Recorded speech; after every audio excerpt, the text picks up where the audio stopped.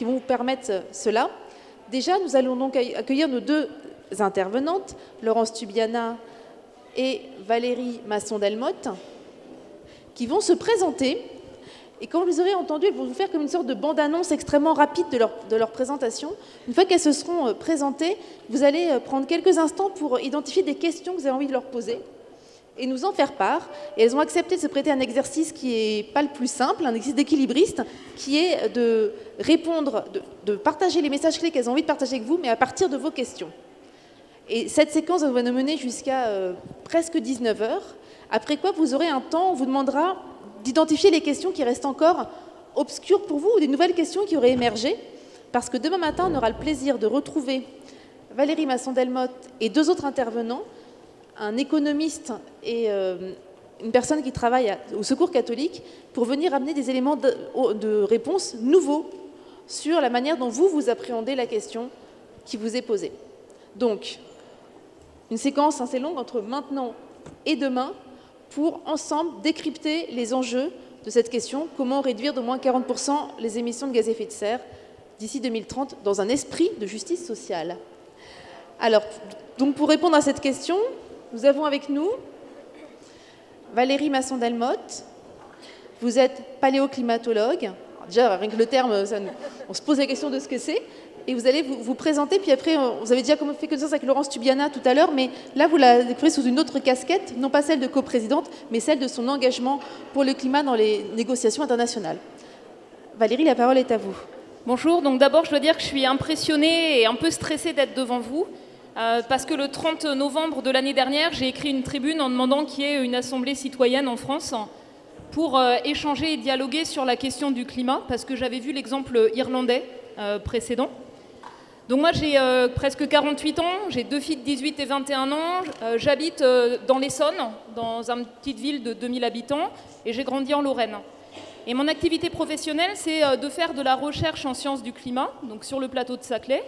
Mon employeur, c'est le commissariat à l'énergie atomique et les énergies alternatives, dans la partie recherche fondamentale. Donc la recherche fondamentale, là-bas, ça va de l'atome à l'univers, et puis la planète Terre, c'est un peu entre les deux. Mes propres recherches, elles ont porté sur connaître et comprendre les grandes variations passées du climat, en particulier en utilisant les anneaux de croissance des arbres et les carottes de glace. Mais depuis 2015, je suis coprésidente d'un des groupes de travail du GIEC, le groupe intergouvernemental d'experts sur l'évolution du climat. Et donc je suis chargée de coordonner les travaux de centaines de chercheurs du monde entier pour passer en revue l'état des connaissances et fournir en fait à tous les gouvernements, mais en fait à tous les citoyens, cet état des connaissances vis-à-vis du changement climatique. Vous avez peut-être entendu parler de rapports qu'on a rendus sur 1,5 degré l'année dernière, sur le climat et les terres au mois d'août, et puis la semaine dernière sur le climat, les océans et les glaces. Donc en fait j'ai travaillé avec des chercheurs qui étaient comme vous, qui ont vraiment appris à se connaître, à travailler ensemble et passer en revue les connaissances scientifiques pour vous les fournir. Voilà.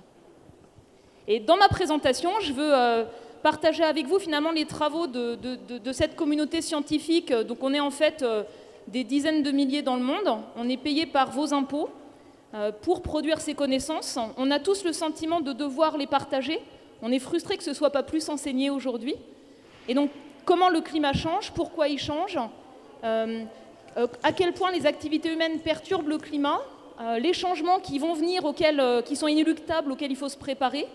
Et puis à quel point le climat pour les jeunes générations d'aujourd'hui va dépendre des choix qu'on va faire, donc les actions qui sont possibles, et à quel point la question du climat, c'est une question de justice entre les régions du monde, entre les générations. Merci. Laurence Tubiana. Alors moi, j'ai un profil différent. J'ai commencé par la recherche en économie internationale. Et j'étais très, très préoccupée dans mon travail, m'occupant d'agriculture, de forêt, des marchés agricoles internationaux, des rapports entre les pays du Nord et les pays du Sud. Et je suis venue aux questions de l'environnement, la biodiversité et du changement climatique à cause de ça, de cette perception d'une injustice fondamentale dans les rapports entre les pays et les risques qu'on était en train de tous courir par, je dirais, un peu égoïsme national. Alors pour moi, ce qui est fondamental dans ma vie, c'est de faire travailler les pays ensemble, de faire travailler les gens ensemble, de faire travailler les pays ensemble, parce qu'on n'a pas de solution à tout seul. C'est pas possible. Alors moi, j'ai fait pas mal de choses, parce que je me déplace en fonction des endroits où je pense que je peux agir. Et lorsque j'ai eu l'impression que dans mon domaine scientifique, bon, ça n'allait pas servir à grand-chose, j'ai participé au cabinet d'un Premier ministre, Lionel Jospin, puis après, je suis repartie dans la recherche, dans les ONG, et puis après, je suis revenue dans un gouvernement, notamment au ministère des Affaires étrangères, et puis j'ai accepté en particulier de m'occuper de cette COP 21, de préparer l'accord de Paris en 2015. Et j'étais donc l'ambassadrice de la France, la négociatrice principale, et j'ai pendant 2 ans préparé cet accord.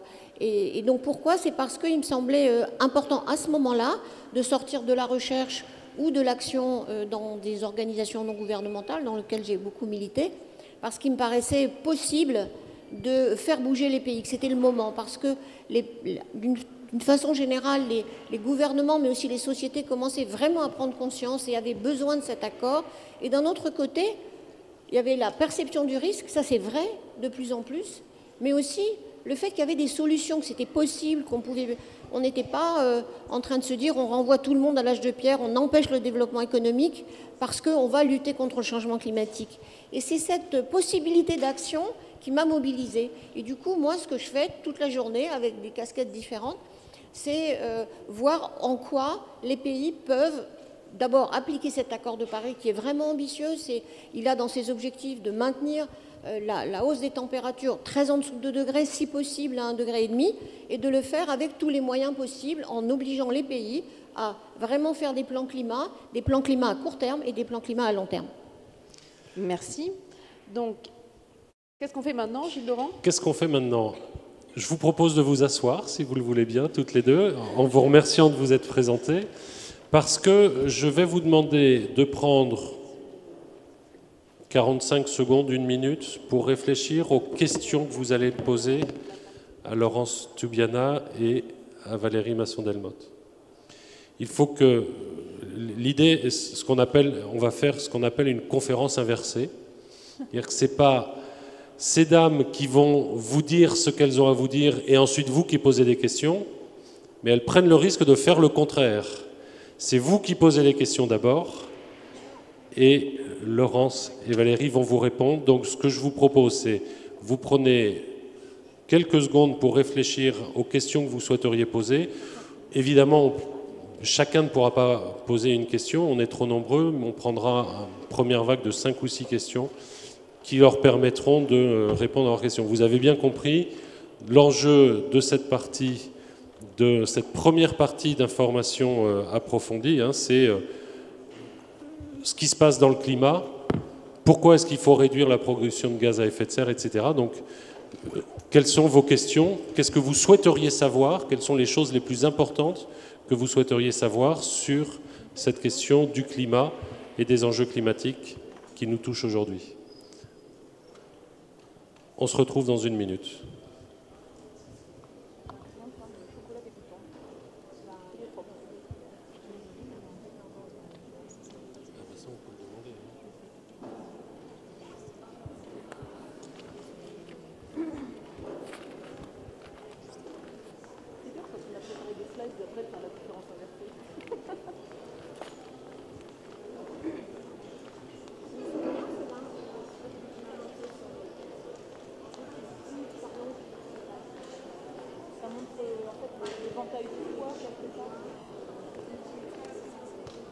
C'est un blogueur qui a fait ça.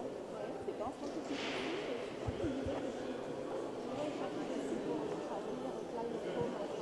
Ouais. Carbon gris. Carbon gris.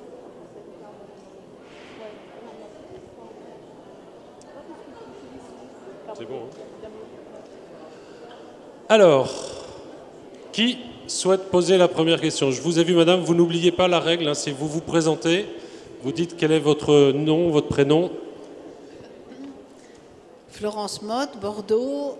C'est une question presque locale que je vais vous poser, madame. Est-ce qu'on sait techniquement ce qui a amené au XVIIIe siècle le grand refroidissement qui a incité Montesquieu à s'occuper de la théorie des climats et qui a fait que, par exemple, à Bordeaux, on vendait le vin gelé au poids au lieu de le vendre liquide et en bouteille? Alors, merci. Merci. Je vais ajouter une petite consigne. En fait, on aurait envie de poser énormément de questions à Valérie Masson-Delmotte et à Laurence Tubiana, mais on va essayer de garder les questions qui vous aident à bien décrypter la question. J'entends bien l'intérêt de votre question, mais alors, est-ce que vous pouvez rendre explicite le lien que vous faites entre les deux? Parce que si on explique clairement ce qui a amené le refroidissement du climat, peut-être peut-on créer les mêmes conditions pour obtenir le refroidissement du climat actuellement. Voilà. Là, merci beaucoup. C'est beaucoup plus explicite et ça nous aide vraiment. Merci. Merci beaucoup. Une autre question Ici. par là-bas? Grégoire, Normandie, à côté de Caen. Aujourd'hui, on nous demande notre avis, mais c'est vous les expertes. Et si on va beaucoup nous poser la question à nous, mais si nous, on vous pose la question, ce serait quoi pour vous la mesure importante à mettre en place pour réaliser nos objectifs? Merci. J'ai une question ici, monsieur. Donc Pascal Duchère, dans la présentation, on nous a dit qu'on souhaitait réduire les émissions de gaz à effet de serre de 40% d'ici 2030, mais depuis par rapport à 1990. Je ne comprends pas pourquoi par rapport à 1990. Est-ce que c'est parce qu'on n'a pas un état de la situation actuelle? Parce que 90, il y a 39 ans. Est-ce que depuis ces 39 ans, on a augmenté ou est-ce qu'on a déjà fait des efforts pour le réduire? Et il nous reste plus que 11 ans pour arriver aux objectifs. Donc est-ce qu'on est déjà à 20% de moins? Est-ce qu'on est déjà à 30% de plus, etc. Je sais pas. Merci beaucoup. 90 et 29 ans, heureusement, ne nous vieillissons pas trop. Ici. Oui. Et puis après, ici. Bonjour, Leïla, je viens du 78. Alors ma question est la suivante, je suis là. En fait, vous corrélez la question du climat à celle du social.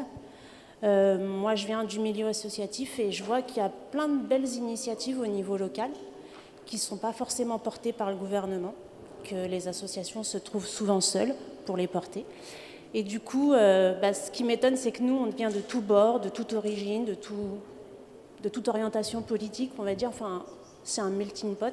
Et on y arrive, ce dialogue, on arrive à faire des initiatives, à les mettre en place. Pourquoi est-ce qu'au niveau mondial, on n'y arrive pas? Merci. Merci. Une question ici.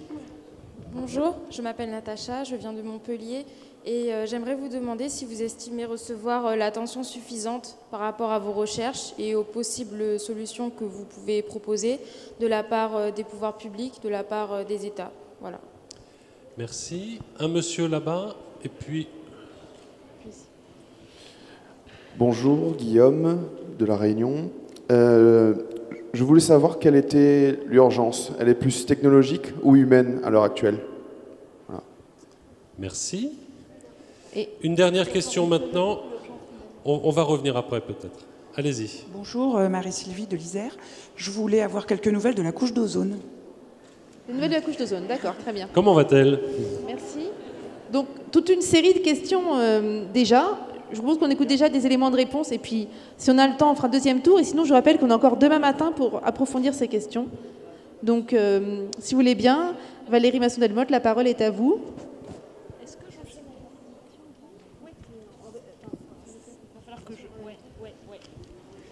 Bon, alors l'exercice va être difficile. J'avais préparé quelques diapos et je vais essayer d'apporter des éléments de réponse au fur et à mesure de mes diapos, de sorte à compléter la présentation. Donc, si vous pouvez mettre mes diapos. Ça, c'est les points importants que je veux partager. Donc, ce qu'on a dit tout à l'heure, le climat de la France et du monde change, avec des effets visibles partout, et c'est nouveau par rapport aux variations passées. Donc ça, c'est un point important. Aujourd'hui, c'est dû aux rejets mondiaux de gaz à effet de serre qui deviennent dominants par rapport à des facteurs naturels, en particulier la fréquence des éruptions volcaniques, qui a joué pour les petites variations des derniers siècles. Il y a de l'inertie dans ce système, donc une partie des changements à venir, ils sont déjà inscrits. Les glaciers vont continuer à reculer, le niveau des mers va continuer à monter, il va falloir faire avec. Mais à long terme, ça va dépendre de ce qu'on veut faire et il y a de nombreuses options pour agir. Et vous en avez parlé en fait, des options technologiques, des options de partage, des options de choix personnels ou de changements structurels systémiques. Alors, on voulait parler de sciences du climat un tout petit peu. Donc vous dire en fait que chez nous, ce qu'on fait, c'est d'observer le climat qui change Et donc le climat des derniers siècles, on le connaît bien, grâce à un ensemble d'archives historiques et d'archives naturelles. Et donc ce qu'on voit, c'est que le changement actuel, c'est une rupture par rapport à ça, profonde. Et je le montrerai un tout petit peu. Le fonctionnement du climat, on le connaît de mieux en mieux. Les briques de base, elles remontent au XVIIe siècle de physique. Ça s'est affiné au cours du temps. On a construit des grands réseaux d'observation. Ils sont encore fragiles, c'est-à-dire on a besoin de l'aide des pays pour consolider ça, maintenir les stations météo, maintenir l'observation des océans, l'observation depuis l'espace avec les satellites depuis quelques décennies. Et puis quelque chose qui est vraiment nouveau, c'est notre capacité à modéliser le climat, c'est-à-dire on le met en équation et on a une sorte de planète virtuelle. Et avec ces modèles de climat, on peut rejouer l'histoire des derniers siècles. S'il n'y avait eu que des facteurs naturels, qu'est-ce qui se serait passé ? S'il n'y avait eu que l'activité humaine, qu'est-ce qui se serait passé, puis avec l'ensemble? Et ces modèles de climat, c'est les seuls outils qu'on a pour explorer les évolutions futures plausibles. Donc, s'il y a une grosse éruption volcanique demain, qu'est-ce qui va se passer? Si on continue à rajouter des gaz à effet de serre toujours plus, qu'est-ce qui va se passer? Ou si à l'inverse, tous on agit et on baisse les rejets de gaz à effet de serre, qu'est-ce qui va se passer? Voilà. Donc c'est en fait de cette science-là que je veux un petit peu vous parler. Ça, c'est... Pardon. Je profite juste pour vous dire que ce PowerPoint, on est bien conscient que c'est pas très simple pour le voir dans cette salle. Il vous sera envoyé. Donc pour l'instant, peut-être, essayez de regarder un peu, mais concentrez-vous sur ce que vous dit Valérie Masson-Delmotte, parce que vous l'aurez bien sûr, toutes les présentations qui seront faites pendant ce week-end, vous les aurez après. Donc le climat, il a varié à des échelles de temps différentes en réponse à des facteurs naturels. Donc les gros changements récents, c'était les glaciations. C'était de l'ordre de 5 degrés en moins, une période glaciaire. Et ces variations entre climat doux et climat glaciaire, ça s'est fait au rythme d'environ 1 degré tous les 1000 ans. Là, on a déjà pris 1 degré depuis la fin du 19e siècle. On sort complètement de la gamme des variations des derniers 2000 ans sur le réchauffement actuel. C'est quelque chose de nouveau et c'est rapide par rapport aux grands changements passés. Et c'est surtout global. Si vous regardez bien, vous voyez les petits points rouges. Là, c'est un pays, une ligne de couleur pour chaque continent. Bleu un peu plus frais, rouge plus chaud. Et donc vous voyez qu'en fait, dans chaque pays, à la surface de chaque pays, la température elle a augmenté. En France, on en est à 1,4 degré, c'est plus que la moyenne planétaire. Parce qu'en fait, ça se réchauffe plus sur les continents que dans les océans. Donc sur tous les continents, c'est plus important. Donc c'est pour ça qu'on parle de réchauffement global. Dans le passé, il y a eu des petites variations, essentiellement dues pour les derniers siècles à la fréquence des grosses éruptions volcaniques, parce que quand elles mettent des poussières dans l'atmosphère, ça fait un effet parasol.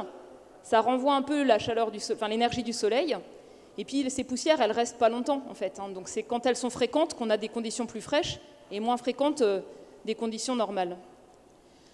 Donc là, c'est pour vous montrer la rupture, à quel point c'est inédit ce qu'on est en train de faire. Donc on est sur 2000 ans, c'est les données dans les carottes de glace qui nous permettent de connaître bien en fait la teneur des gaz à effet de serre dans l'atmosphère. Et vous voyez à partir de 1750 la révolution industrielle, l'utilisation du charbon, du pétrole, du gaz, la déforestation, cette augmentation très forte. On est à 40% de plus en fait que le niveau pré-industriel dans l'atmosphère pour ce gaz, le dioxyde de carbone. Pour le méthane, c'est des fuites de gaz, c'est l'élevage intensif de ruminants, c'est la fermentation dans les rizières, la fermentation dans les décharges.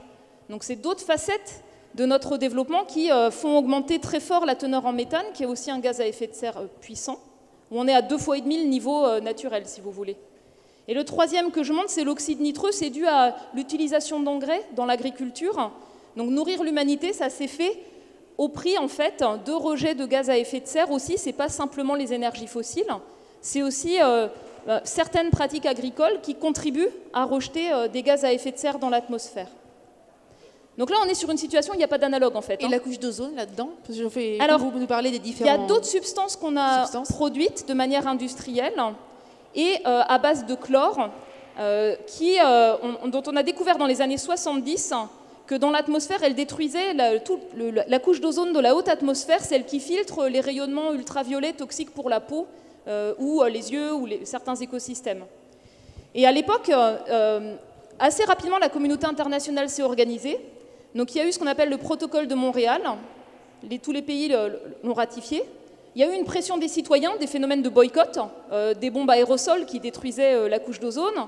Il y a eu des changements industriels, des solutions technologiques pour remplacer ces gaz. Alors ceux qui les remplacent, c'est des gaz à effet de serre très puissants, donc ce n'est pas non plus terrible. Et donc la couche d'ozone, elle a continué à se détruire, même si on a arrêté de produire ces substances. Et elle commence à montrer des premiers signes de récupération. Et on estime que dans quelques dizaines d'années, si le climat ne change pas trop, on pourra en fait récupérer une couche d'ozone qui va petit à petit s'épaissir et mieux filtrer les rayonnements ultraviolets au-dessus de l'Antarctique ou au-dessus de l'Arctique. Donc c'est un exemple en fait d'action réussie pour l'environnement, mais la solution elle était sur quelques produits industriels. Sur la question des émissions de gaz à effet de serre, c'est plus diffus, ça touche à toutes les facettes de nos activités. Il n'y a pas une solution unique ou simple. Alors juste pour vous expliquer ce qu'on fait sur l'atmosphère. Donc nous, en fait, on rajoute des quantités colossales, en particulier de dioxyde de carbone. Colossal, c'est 40 milliards de tonnes qu'on met dans l'atmosphère chaque année. Il y en a une partie qui reste dans l'atmosphère et le niveau monte, comme dans une baignoire, vous voyez. Et il y en a une partie qui est reprise par la végétation et les sols, qui poussent plus vite, quand il y a assez d'eau, quand il n'y a pas d'incendie, quand il y a assez de nutriments. Et il y en a une partie qui rentre dans les océans. Et cette partie qui rentre dans les océans, elle change la chimie de l'eau de mer. Les océans s'acidifient, ce qui, à terme, va poser des problèmes majeurs pour des petits organismes marins qui ont besoin de fabriquer leur squelette, leurs coquilles, avec l'eau de mer. Et c'est plus difficile quand l'eau de mer est plus acide. Voilà. Donc, plus on continue à mettre du dioxyde de carbone dans l'atmosphère, plus le niveau va monter, plus le climat va changer. Si on veut que le climat ne change plus, en fait, nous, il faut que ce qu'on met dans l'atmosphère année après année, dans le monde entier, ça diminue, ça diminue, ça diminue, jusqu'à être zéro. C'est-à-dire que nous, humains, on ne met pas plus que ce que nous, humains, on enlève. Et ce qui sera dans l'atmosphère va y rester longtemps. C'est de l'ordre de... en gros, une fraction de l'ordre de 15 à 40% de ce qu'on met aujourd'hui dans l'atmosphère, ça y sera encore dans 1000 ans. Parce que les processus qui vont l'enlever, c'est des processus très lents, en fait, d'érosion, de roches, de sédimentation, c'est très très lent. Donc c'est quelque chose qu'on se refile en fait de génération en génération, cette question-là. Et donc on rajoute de l'effet de serre, on rajoute du dioxyde de carbone, on rajoute du méthane et d'autres gaz.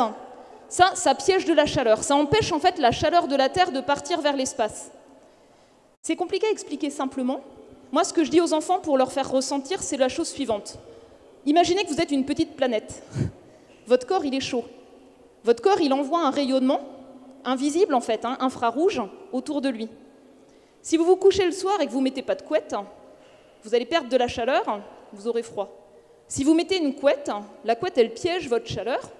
Au bout d'un moment, c'est douillet, c'est l'effet de serre naturel. Mais si en permanence, on rajoute des couettes, on ne voit pas tout de suite l'effet. Mais au bout d'un moment, on sent que ça réchauffe simplement parce que ça piège notre chaleur plus efficacement. Donc le principe de l'effet de serre sur Terre, c'est un peu similaire. On empêche une partie de la chaleur de la Terre de partir vers l'espace sous forme de rayonnement par ces composés qu'on ajoute dans l'atmosphère. Et des quantités, en fait, pas énormes, mais qui ont un effet spectaculaire. Et c'est un petit peu masqué par l'effet refroidissant de certaines particules de pollution qui ont un effet un peu parasol sur le climat. Et donc, finalement, qu'est-ce qu'on fait? On crée un déséquilibre, en fait, sur le climat. C'est-à-dire qu'il y a la quantité de chaleur du Soleil qui arrive, elle chauffe les continents, elle chauffe les océans, mais par contre, le rayonnement de chaleur de la Terre et du bas de l'atmosphère, il part moins vers l'espace, et donc, on crée un réchauffement de l'air, là où on vit, on crée une accumulation de chaleur dans les océans. Ils en ont pris, en fait, plus de 90% de ce surplus de chaleur. Donc, les eaux de mer, elles se réchauffent, il y a plus de vagues de chaleur en mer, et comme les océans se réchauffent, ils gonflent. Ça contribue à la montée du niveau des mers. Et comme le gros de la chaleur est rentré dans les océans, on ne peut pas revenir en arrière, en fait. C'est pas possible de revenir au climat du 19e siècle ou d'il y a 30 ans. L'océan, il met 1000 ans à se mélanger, et donc ce surplus de chaleur, il va rester et être restitué par la suite, quoi qu'on fasse. 3% de l'énergie en plus, elle fait fondre les glaces. Les glaciers, vous le voyez, en fait. L'enneigement en moyenne montagne, la banquise près de l'Arctique, le Groenland, l'Antarctique, en fait, tout ça, c'est aussi, ça fond parce qu'on a rajouté de l'énergie dans le système. Et aujourd'hui, les glaciers, le Groenland, l'Antarctique, c'est responsable d'une accélération de la montée du niveau des mers. Ça rajoute, en fait, en fondant de l'eau dans les océans. Alors, on me posait la question de l'effet des facteurs naturels, finalement, qui ont joué au 19e siècle, au 18e siècle. C'est essentiellement la fréquence des éruptions volcaniques. Et donc nous, en fait, on est capable de voir, même dans les évolutions récentes, là, depuis 1880, l'effet sur la température à la surface de la Terre, des petites variations, des cycles de 11 ans du Soleil, c'est tout petit, c'est moins de 0,1 degré. l'effet des éruptions volcaniques, et vous voyez qu'en fait, sur les derniers 50 ans, il y en avait un petit peu plus que la moyenne. S'il n'y avait eu que ça aurait fait un petit effet refroidissant sur le climat. Mais ce qui domine, en fait, c'est nos rejets de gaz à effet de serre, c'est la courbe en orange, où on piège de la chaleur, et c'est ça qui fait augmenter la température. Et notre meilleure estimation, c'est que sur le degré de réchauffement observé, c'est 100% dû aux activités humaines. On n'a pas d'autre explication, en fait, depuis la fin du 19e siècle. Alors, ce que je voulais aussi expliquer, c'est que quand le climat change, la météo change. Donc là, en France, par exemple, on a des élèves qui n'ont pas pu passer le brevet à la date prévue parce qu'on a eu 3 jours très chauds qui ont atteint des records de température à plus de 45 degrés dans le sud de la France. Cette vague de chaleur-là, comme beaucoup d'autres, elle est rendue plus probable et plus intense parce que le climat se réchauffe. En fait, dans un climat donné, vous avez une certaine probabilité d'avoir les conditions moyennes, et puis plus rarement des événements froids, et plus rarement des événements chauds. Mais quand le climat en moyenne se réchauffe, il y a toujours de temps en temps des événements froids, mais ils arrivent moins souvent, ils sont moins intenses, et il y a de plus en plus d'événements chauds et des événements chauds nouveaux. Donc c'est ça en fait, le climat qui change, c'est pas simplement les moyennes, c'est des vagues de chaleur plus fréquentes, plus intenses partout en fait. Et donc c'est une augmentation de certains extrêmes. Donc par exemple, les pluies torrentielles, quand on a un orage très fort, elles ne sont pas les mêmes aujourd'hui qu'il y a 50 ans. Elles ne sont pas les mêmes parce que l'air, quand il est plus chaud, il peut contenir plus de vapeur d'eau. Donc la même tempête, elle n'aura pas les mêmes caractéristiques aujourd'hui que dans le passé, elle n'aura pas non plus les mêmes caractéristiques dans le futur. Donc c'est pour ça que c'est important le changement du climat, parce que dans certaines régions, ça va être plus de pluies torrentielles, lorsqu'on a un ouragan très intense, lorsqu'on a des épisodes cévenols dans le sud de la France. Pour la région méditerranéenne, c'est une baisse des pluies, donc une augmentation des sécheresses qui est déjà observée et qui va s'accentuer dans un climat qui continue à se réchauffer. C'est aussi la montée du niveau des mers avec les risques d'érosion pour le littoral ou parfois de submersion. Et on n'est pas égaux, en fait, par rapport aux conséquences de ce climat qui change. L'augmentation de ces caractéristiques, elle va toucher certaines régions plus que d'autres, bien sûr. Et en quoi est-ce qu'on peut jouer? En fait, les évolutions à venir, elles vont dépendre de ce qu'on va faire. Donc vous avez sur ce graphique-là, en fait, une barre, c'est une année. Et vous avez ce qui est observé, le réchauffement observé de 1 degré. Et vous avez cette espèce de fourchette par la suite. Parce qu'en fait, il y a plein de futurs possibles. Si dans le monde, on réduit massivement les rejets de gaz à effet de serre, alors ça continuera à se réchauffer quelques décennies, et puis ça se stabilisera à un niveau relativement bas, autour d'1,5 degré ou en dessous de 2 degrés. Si en fait les pays ne s'engagent pas plus que ce qui a été fait en 2015 dans le cadre de l'accord de Paris sur le climat, là on est parti sur plutôt 3 degrés de réchauffement à la fin de ce siècle, donc une intensification. Et puis si on continue à investir dans les énergies fossiles partout, si on continue avec la déforestation et toutes les autres activités qui rejettent beaucoup de gaz à effet de serre, on pourrait avoir 4 ou 5 degrés de plus d'ici à la fin de ce siècle. Mais vous voyez qu'à court terme, c'est assez similaire. Il va falloir faire avec. C'est ce qu'on ne peut pas éviter. Par contre, à long terme, donc quand nos enfants auront notre âge ou seront plus âgés, ce sera complètement différent en fait. Et c'est ça la question du changement climatique, c'est qu'est-ce que nous on est prêt à faire maintenant qui aura finalement des effets pour les générations qui sont aujourd'hui jeunes. Alors, je vais juste parler de risques parce que je pense que je ne peux pas ne pas parler de risques. Plus le réchauffement sera important, plus on risque des pertes irréversibles de certains écosystèmes. Donc il y a des gens ici qui vivent dans les Outre-mer, qui connaissent directement les récifs de coraux. Les récifs de coraux, c'est un lieu de reproduction des poissons, c'est important pour la pêche. Ça amortit les vagues, les tempêtes sur la côte. Et puis c'est une attractivité touristique, ça soutient une partie de l'activité économique aussi. Ils sont déjà blanchis quand on a des vagues de chaleur. Beaucoup d'entre eux vont être touchés même pour un réchauffement d'1,5 degré et presque tous pour un réchauffement de 2 degrés. À 1,5 degré de réchauffement à la surface de la Terre, il n'y aurait plus de banquise à la fin de l'été près du pôle Nord, une année sur 100.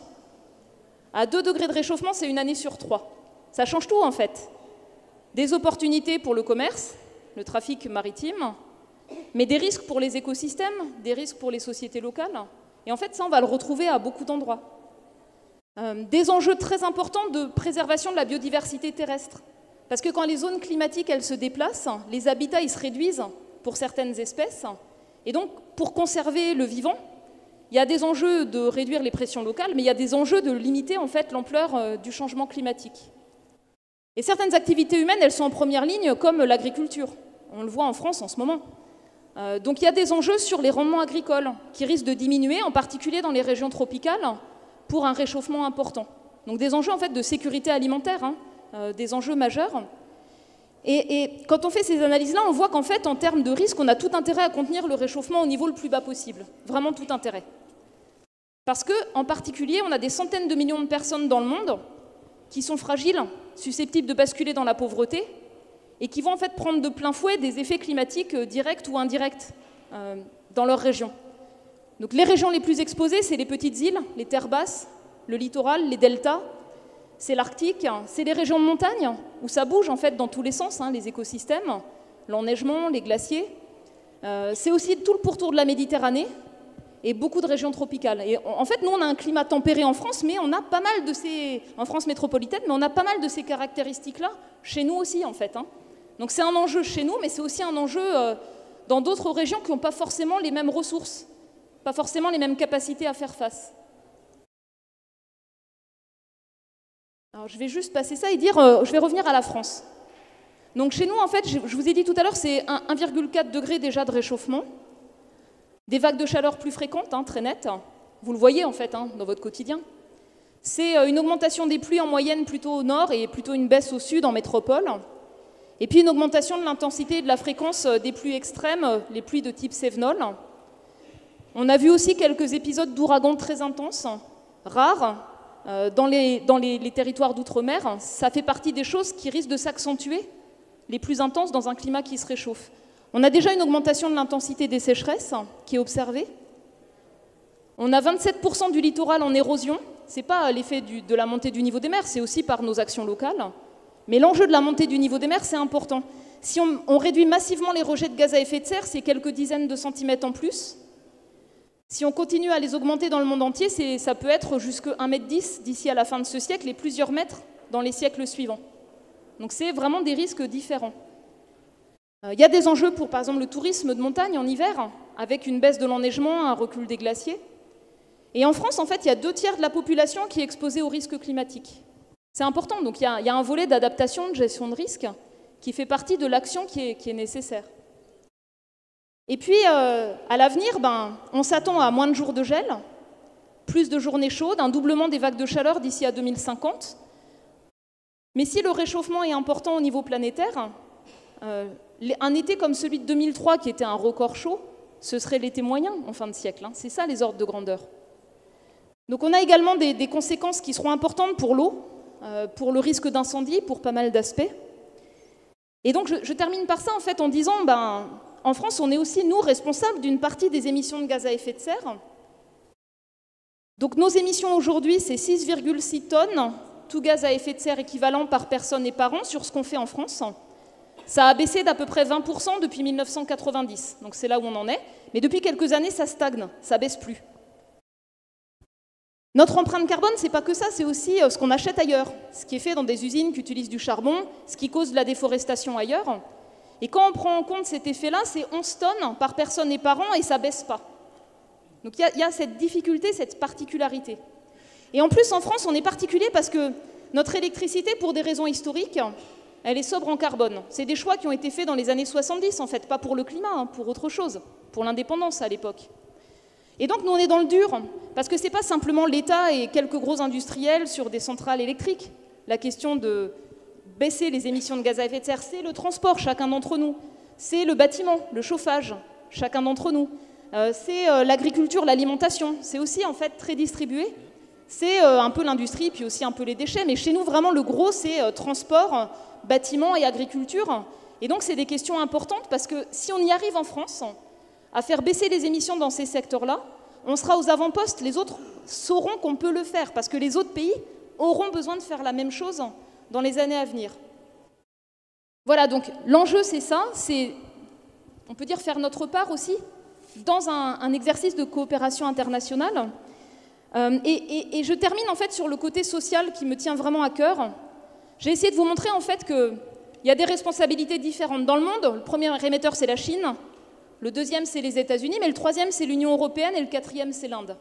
Donc chacun a sa part à faire et n'a pas la même responsabilité historique, n'a pas les mêmes émissions par personne. Il y a des conséquences différentes selon les régions, selon les générations. Ce qu'on va faire aujourd'hui, c'est en fait essentiel par rapport aux plus jeunes, par rapport à notre héritage. Est-ce qu'on leur laisse une transformation qui est en cours, ou est-ce qu'on tarde à agir et c'est eux qui vont devoir faire plus et puis faire avec un climat qui change toujours plus? Et donc de ce point de vue-là, vraiment la question de l'action par rapport au climat, c'est très profondément un enjeu de justice. Alors on me parlait de est-ce que c'est une urgence technologique?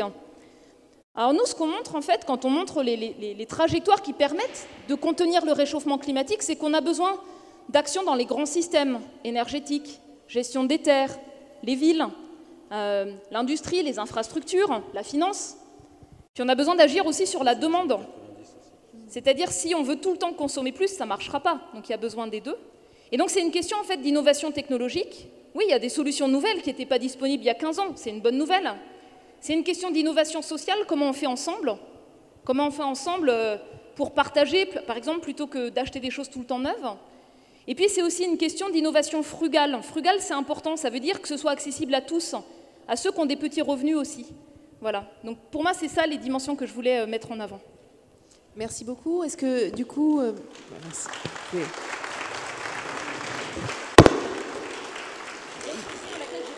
Voilà, c'était ça. La question des années de l'année 90, notamment. Alors ça, c'est l'année de référence pour les inventaires d'émissions de gaz à effet de serre dans les différents pays, quand la Convention internationale des Nations Unies sur le climat s'est mise en place. Donc c'est pour ça qu'on fait toujours référence à 1990. Ce que je voulais aussi dire, je n'ai pas de réponse directe sur les initiatives locales, mais on en voit partout. Elles sont formidables. Mais parfois, elles ne suffisent pas. C'est-à-dire qu'il y a des choses structurantes. Et puis, il y a les initiatives locales. On a besoin de tout. En tout cas, c'est comme ça que moi, je le perçois. Et il y avait la mesure la plus importante à mettre en place. Alors, j'en ai une, ce n'est pas la plus importante. Mais pour moi, c'est un point qui est vraiment fondamental. Et je vous explique. On dit aux gens, d'un côté, il faut baisser les émissions de gaz à effet de serre. D'accord? On le dit, en fait. L'État le dit, pas mal de gens le disent. Et de l'autre côté, on est submergé de publicité qui pousse à faire l'inverse. Et donc, ça crée une espèce de confusion. Les scientifiques, ils parlent de dissonance. On vous dit des choses contradictoires. Et donc, je pense que la question de la publicité, c'est aussi quelque chose d'important, voilà, à considérer. Donc, merci. Juste avant de passer la parole à Madame Tubiana, vous avez été posé une question, je crois que vous y avez un peu répondu sur, mais au fond, c'est vous les experts, c'est quoi la mesure? Et du coup, vous avez répondu, et la question des 40%, est-ce que c'est atteignable, pas atteignable? Est-ce qu'il y a une baguette magique pour refroidir le climat comme ce qui s'est passé à Bordeaux? Voilà, c'est juste des questions un peu en suspens. Et puis... Alors donc, le rapport du Haut Conseil pour le climat, je pense qu'il vous a été aussi transmis. Il montre que c'est faisable, mais ça demande à être mis en œuvre. C'est-à-dire ça demande une mise en œuvre claire, d'en faire une priorité dans les lois, dans les choix, au niveau des communes, au niveau des régions, au niveau de l'État, et puis volontaire, quoi. Parce que là, pour l'instant, les premiers objectifs, on ne les a pas atteints en France. Entre 2015 et 2018, ça n'a pas marché, quoi. Donc il y a vraiment l'idée d'être plus efficace, finalement, sur la mise en œuvre. Et faisable, ça veut dire que ce soit faisable socialement, que ce soit juste, faisable pour que ça crée des emplois, plutôt que détruire des emplois. Donc c'est plein de dimensions, en fait, ce qui est faisable. Et tout ça, c'est comment on va le mettre en œuvre. Comment on va le mettre en œuvre de sorte que ce soit juste. Et après, est-ce qu'on peut imiter des éruptions volcaniques pour manipuler le climat? Il y a certains qui le proposent. Donc de modifier délibérément le climat, ça pose un tas de questions. D'abord, on ne peut pas tout masquer, tous les effets des gaz à effet de serre. Même si on rajoute des particules pour imiter les éruptions volcaniques, les océans ils continueraient à s'acidifier. Quand on change le rayonnement solaire, par exemple, on peut détraquer les moussons, ce qui est très préoccupant pour un quart de la population mondiale. Et puis, moi j'appelle ça, enfin je vais essayer de dire ce que j'en pense. C'est un peu pour moi les soins palliatifs. C'est-à-dire que si on n'arrive pas à agir sur la cause du problème, on essaie de masquer les symptômes, tout en continuant à aggraver la cause du problème. Donc si on commence à jouer avec des options de ce type-là, on sera contraint de le faire tout le temps. Un peu comme les opioïdes, vous savez, quand vous avez des douleurs, si vous commencez à les prendre, vous devenez dépendant et vous ne pouvez plus vous en sortir. Et donc, de plein de points de vue éthiques, de plein de points de vue de ce qu'on laisse aux plus jeunes, je pense que c'est très préoccupant de vouloir déployer ce type d'option. Merci beaucoup, Valérie Masson-Delmotte.